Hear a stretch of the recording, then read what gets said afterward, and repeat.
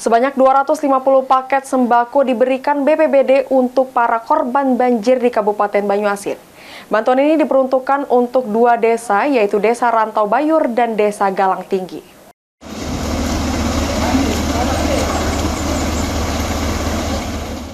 Sebanyak 250 paket sembako dikucurkan untuk korban banjir di Kabupaten Banyuasin.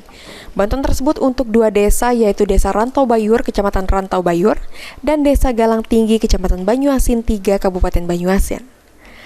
Nantinya bantuan 250 paket sembako tersebut akan didistribusikan ke kantor camat. Kemudian akan dibagikan langsung oleh pihak kecamatan terkait kepada warga yang terdampak banjir. Dijelaskan oleh Romadona, jumlah warga yang menerima bantuan itu sendiri merupakan data yang bersumber dari kepala desa setempat. Kemudian disampaikan ke pihak kecamatan, selanjutnya disampaikan ke pihak BPBD Banyuasin.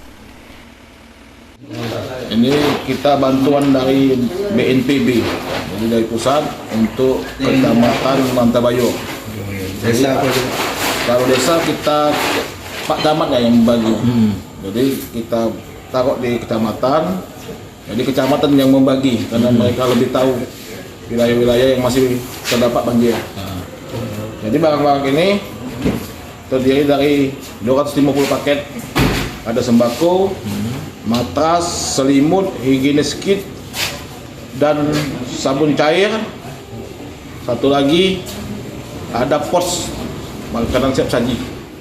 Rencananya pihak BPBD akan kembali mengusulkan kepada BNPB agar warga kembali mendapatkan bantuan.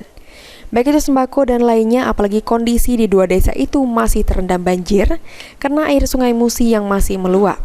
Ditambah lagi kondisi cuaca hujan, diharapkan dengan bantuan ini dapat meringankan beban masyarakat yang terkena banjir. Suryadi, MAL TV.